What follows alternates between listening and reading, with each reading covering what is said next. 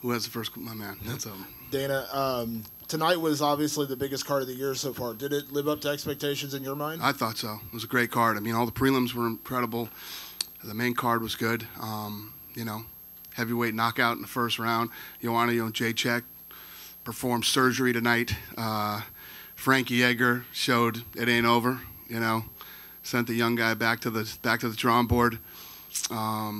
Jason Knight kid is nasty and unbelievably technical, and the heavyweights were fun. I mean, that list goes on and on. The women's fight was fun, Aguilar, and yeah. Let me ask you about the Poirier Alvarez situation, because it ended in a no contest. It seemed like there was some controversy. Why wasn't it a DQ? Kind of a two-part question. What did you think of the result, and is that a possibility you'd want to run that back? Lorenzo Fertitta texted me tonight and said, "You guys got to get instant replay, because that was the wrong call, and you know, you need to work on that." He's still telling me what to do. The heavyweight division has been so tough. I mean, right now Stipe just tied the record, which is 2, which is crazy when you think about it. But I mean, Crazy. 5 straight knockouts, 4 potential Hall of Famers that he's knocked out. I mean, do you feel like, and I know it's tough to predict, but do you feel like Stipe could be the guy that finally breaks through? He's looking like the man. Cleveland's killing it right now. He's he's not the same fighter that obviously that fought him the first time. Super athletic. He stays in the pocket now and punches with big guys. Lightning fast.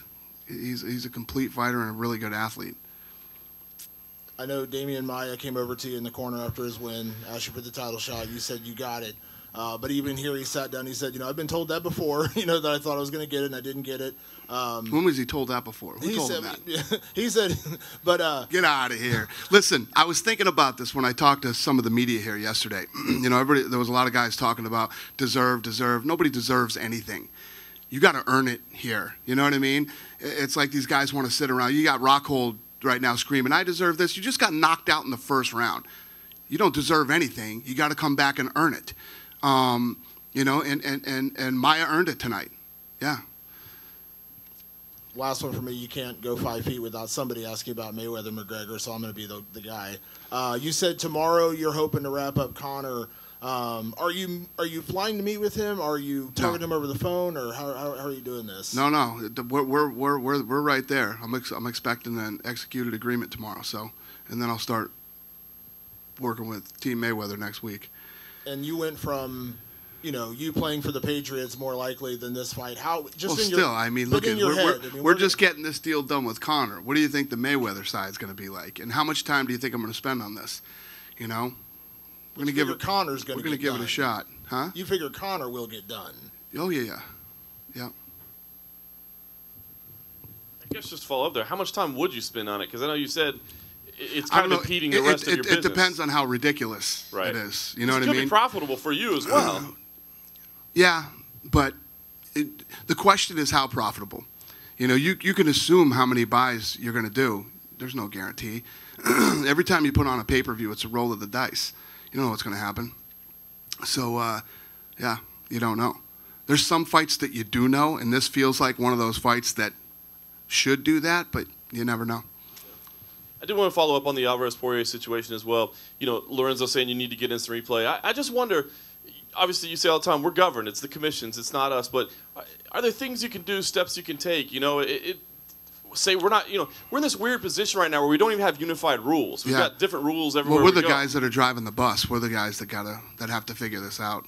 None of the other promotions out there are going to do it. You know what I mean? We've been the one that have led the charge on everything that's happened in this sport. So we will continue to do that. Would you ever take steps to say, like, hey, listen, we're not going to go to a place that has old rules, or we're not going to go to a place that doesn't have, you know, instant replay or something like that? Could you take steps like that to help kind of maybe move things along? No, I don't want to limit myself to where I'm going to go, but you know, we just got to figure this stuff out. And it's crazy, you know, you got to remember the sport's 17 years old. I mean, that's really it. So there's a lot of things that need to be fixed and things that need to be worked on. This whole sport's still a huge work in progress.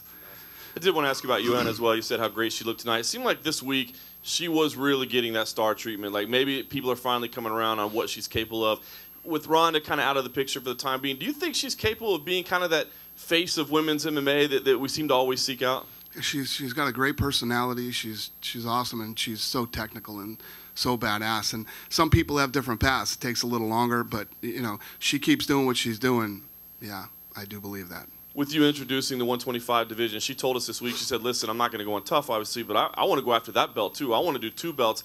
I know you said in the past you don't want divisions held up, but as special as she is, would you let her chase that to maybe go after 2 divisions? Well, I would imagine what she would do is she would probably break Ronda Rousey's record at 115 and then probably go for the 25-pound weight class. And as we've seen in the past, once you get to that number, you don't really want to cut to 115 again.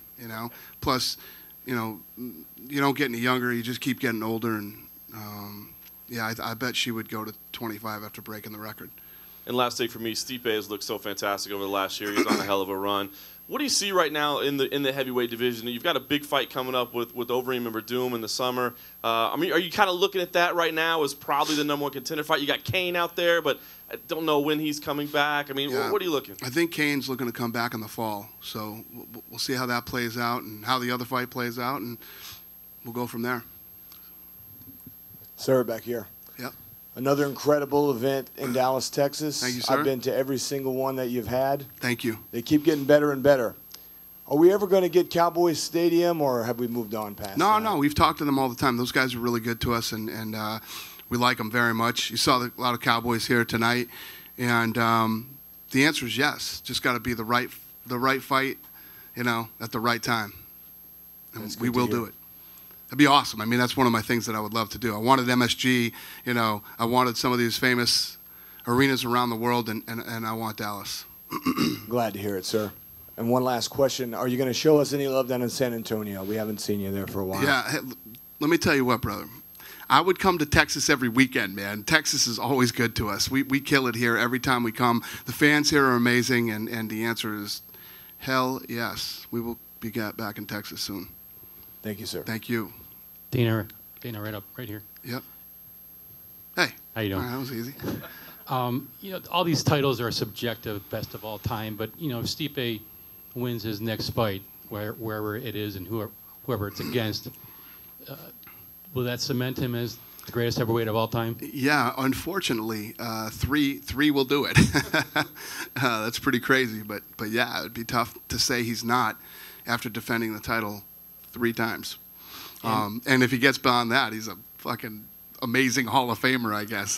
It's crazy. I didn't realize that. I thought Kane had held the belt longer until, we found out that it was 2.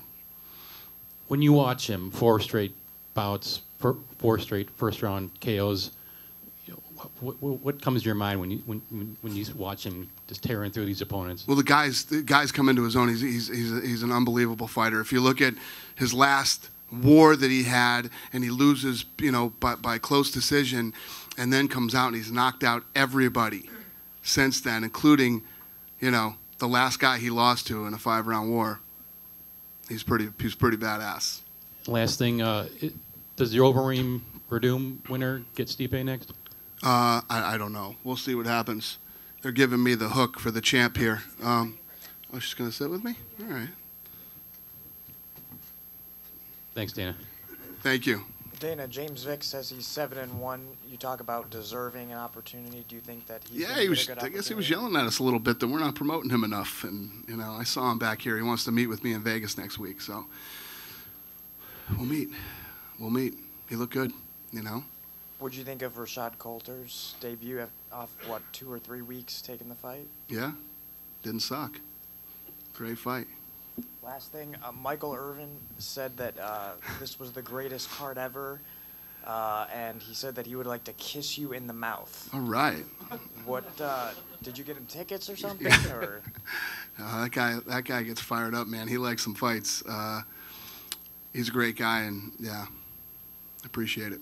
Hey, Dana, real quick from me, you had 2 superstars on this card tonight. How do you make, and I don't know if it's organic or not, a star into like a transcendent star? You walk the street and everyone knows Conor, everyone knows Ronda. You go on as someone that hopefully that will happen with, and Stipe as well. How does that happen? Well, like I said, everybody in the fight game has a different path. Some people, it goes like that. When we bought the UFC, Chuck Liddell wasn't even in the UFC. The UFC didn't want him.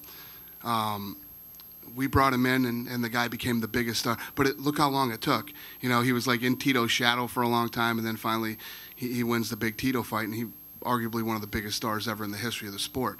So everybody has their own path. The path that she's on is ridiculous. I mean, she's one away from tying Ronda Rousey's record, and whatever she does from there, and possibly moving up to 125 pounds and winning that title too. So some people have a longer road than others, but you keep doing what she's doing, and you're going to get there.